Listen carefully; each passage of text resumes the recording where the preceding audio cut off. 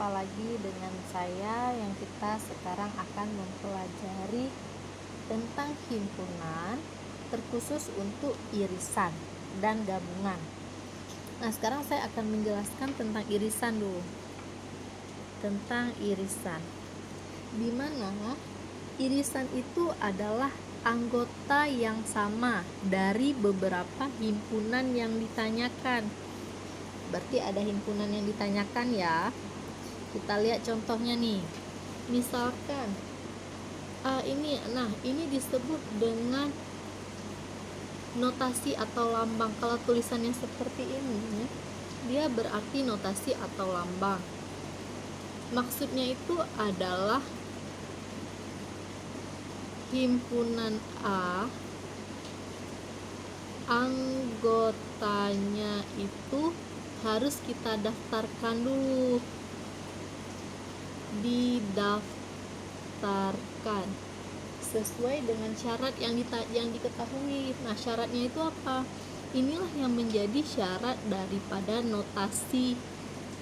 Nah, dari notasi, penulisan notasi, kalau bacanya itu adalah X sedemikian sehingga X kurang dari 15, di mana X anggota bilangan prima. Pada video sebelumnya sudah dijelaskan bahwa ini adalah tanda anggota. Jadi kalau ada tulisan seperti itu, bacaannya adalah anggota. Nah, Oke, artinya himpunan A dan B itu harus kita daftarkan dulu anggotanya. Kita harus lihat. Kalau yang A, himpunan A, kita kan harus mendaftarkan anggotanya. Anggotanya siapa? Inilah syaratnya. Dia kurang dari 15 dan dia adalah bilangan prima. Berarti bilangan prima yang kurang dari 15. Berarti dimulai dari 2, 3, 5, 7, 11, 13. Kalau 17 udah melebihi 15, berarti nggak boleh, cuman sampai sini aja. Nah, kemudian kita juga harus mendaftarkan B. B ini kan juga anggotanya tidak diketahui, kita harus mendaftarkannya. Nah, kita lihat pada notasinya, syaratnya apa? Syaratnya itu adalah dia anggota bilangan ganjil X kurang dari 20. Langsung bisa kita baca kan? Dan dia bilangan ganjil kurang dari 20. Bilangan ganjil yang kurang dari 20 terdiri dari berapa aja dia?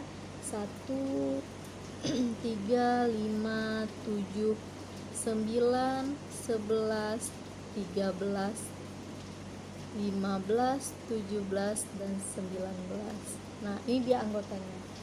Nah, kalau sudah diketahui anggota A dan anggota B, baru kita bisa menentukan A irisan B. Arti irisan itu apa? Anggota yang sama dari himpunan yang ditanyakan. Berarti himpunan yang ditanyakan siapa? A dengan B. Berarti cari anggota yang sama antara si A dan si B. 2 ada di A, tapi dia nggak ada di B. Berarti 2 nggak boleh. 1 gitu juga. Yang ada siapa? Yang ada di keduanya. 3, tulis 3. Siapa lagi? 5, tulis 5. 7, 9 nggak ada di A. Berarti nggak boleh kita coret dia. Yang ada kita coret. 11 yang ada di kedua himpunan. Dan 13. Sehingga anggota atau jawaban A irisan B itu adalah 3, 5, 7, 11, dan 13. Oke, kita lanjut contoh soal yang kedua. Contoh soal yang kedua itu sama.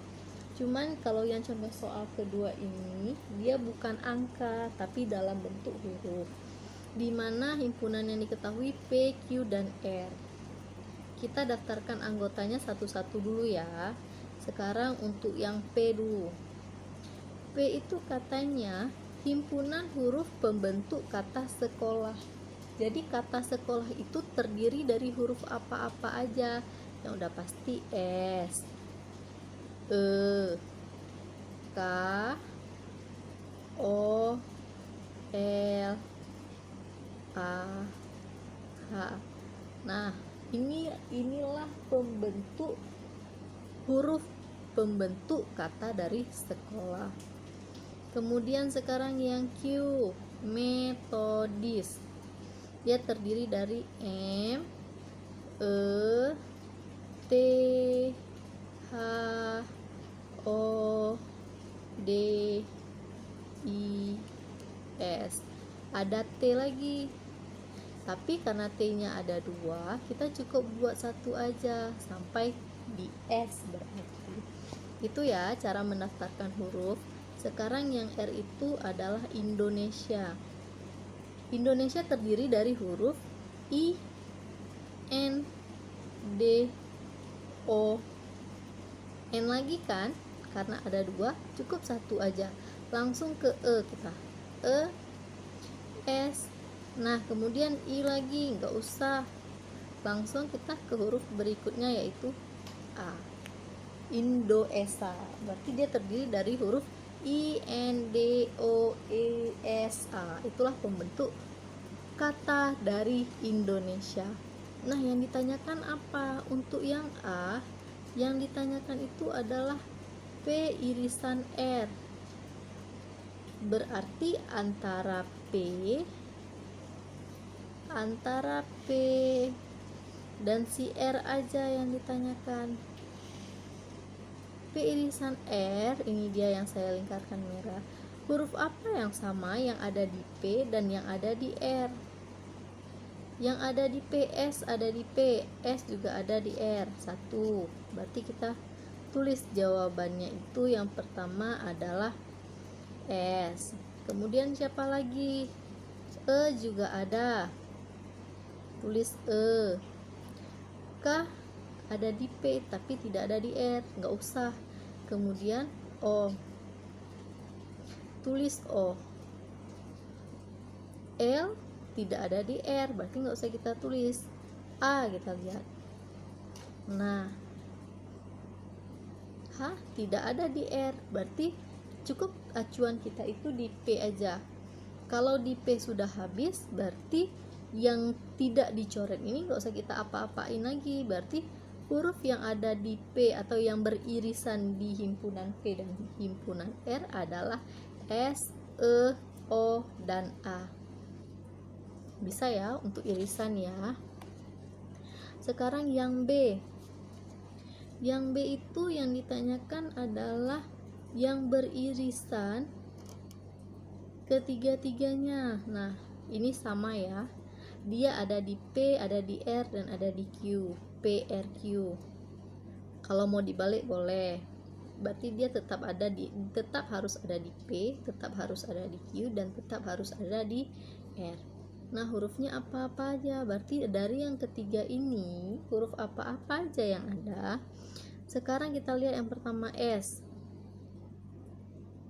S ada di P, S juga ada di Q, dan S juga ada di R. Berarti huruf pertamanya adalah S.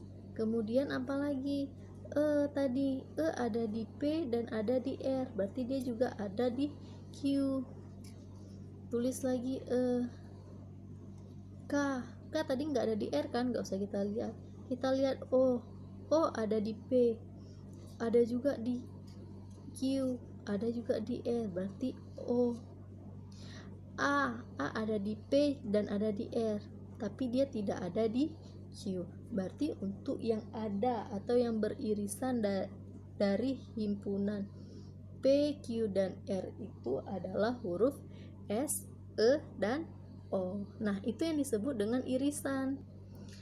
Pertanyaan kedua, apakah setiap himpunan memiliki anggota yang sama? Nah, apakah setiap anggota himpunan memiliki anggota yang sama? Kita lihat sekarang. Nah ini ada tulisan atau ada notasi seperti ini. 1 kurang sama dengan X kurang sama dengan 10. Ya kan? Kalau ada seperti ini dan ada X di tengah-tengah, itu artinya kita cukup lihat angka terkecil dan angka terbesar. itu artinya si X ini artinya ya, X berada antara 1 sampai 10. Nah, kemudian kalau misalnya tulisannya seperti ini, kemudian ada lambang sama dengan di bawah. Lambang sama dengan di bawah ini. Nah, kalau ini ada tanda lambang sama dengan di bawah, ini artinya 1 gini. Misalnya nih, ada 1, nah gini kan, X lebih besar sama dengan 1, lebih besar sama dengan 1, bacanya dari tengah-tengah, dari sini ke kiri kita baca, dari sini baru ke kanan kita baca. X kurang sama dengan 10. Ini anggotanya berarti 1, 2, 3, 4 sampai 10. Tapi kalau ada ditulis seperti ini, yang membedakannya itu adalah tidak ada tanda sama dengan di bawah. Artinya X lebih besar dari 1, X kurang dari 10. Artinya 1 sama 10 ini dia nggak ikut. Dia berada di 1 dan 10, tapi 1 dan 10-nya itu nggak boleh. Berarti dimulai dari 2, 3, 4 sampai bukan 10, sebelum 10, 9. Nah, karena ini ada tanda sama dengan kan, berarti dia dimulai dari 1 dan diakhiri sampai 10. Dari 1 sampai 10 yang bilangan ganjil siapa-siapa aja. Berarti A-nya kita daftarkan dulu, bilangan ganjil siapa-siapa aja. 1, 3, 5, 7, 9. Kunci dia. Sekarang yang B. Yang B itu, nah dia kan tidak ada tanda sama dengan, berarti dia sama syaratnya dari 1 sampai 10, tapi 1 sampai 10-nya itu nggak ikut. Artinya batasnya itu dimulai dari 2, dimulai setelah 1 dan diakhiri sebelum 10. Berarti kan dimulai dari 2, bilangan genap. 2 bilangan genap kan, berarti langsung boleh kita tulis 2, 4, 6, 8. Nah, 10 ini dia nggak boleh ditulis. Kenapa? Karena tidak ada lambang sama dengan di sini. Berarti cukup sampai 8 saja. Nah, setelah kita daftarkan anggota, baru sekarang kita cari A irisan B. Anggota yang ada di A dan yang ada di B siapa? Ada nggak anggotanya? 1 nggak ada di B, 3 nggak ada di B, 5 nggak ada, 7 nggak ada, 9 nggak ada. Sehingga anggotanya itu merupakan himpunan kosong. Nah, ini lambang dari himpunan kosong. Oke, bisa ya. Nah, itulah yang disebut dengan irisan. Jadi nggak semua anggota itu berada pada himpunan yang ditanyakan. Sip. Oke, lanjut. Sekarang ada yang diketahui tentang gabungan. Apa itu gabungan? Sesuai dengan bahasa Indonesia, gabungan itu berarti kita menggabungkan semua anggota pada himpunan yang ditanyakan. Berarti kita menggabungkan semuanya. Kalau ada yang sama gimana? Kalau ada yang sama, cukup ditulis sekali saja, atau ditulis 1 aja kita tulis, nggak boleh tulis 2-2. Nah, kenapa lagi-lagi dalam bentuk notasi saya tuliskan himpunannya? Karena biar kita terbiasa membaca notasi dari matematika. Nah, lihat A 2 sampai 13. Bedanya itu 2-nya ikut. Maksudnya 2-nya terdaftarkan. Anggotanya siapa-siapa aja. 2, berarti dimulai dari 2. Dan dia adalah bilangan prima. Setelah 2, bilangan prima berapa lagi? 3. Setelah 3, 5, 7, 11. Apa boleh kita tulis langsung 13? Nggak boleh, 13 ini tidak boleh kita tulis. Kenapa? Karena syaratnya ini dia harus kurang dari 13. Artinya 13-nya enggak ikut. Saya lebih suka dengan kata-kata kalau dia lambangnya seperti ini atau seperti ini atau ada tanda sama dengan, dia ikut angkanya. Tapi kalau tidak ada sama dengan, angkanya itu tidak ikut. Nah, saya lebih suka mengingatnya seperti itu ya. Berarti untuk himpunan A kita daftarkan dulu anggotanya. A itu anggotanya adalah 2, 3, 5, 7.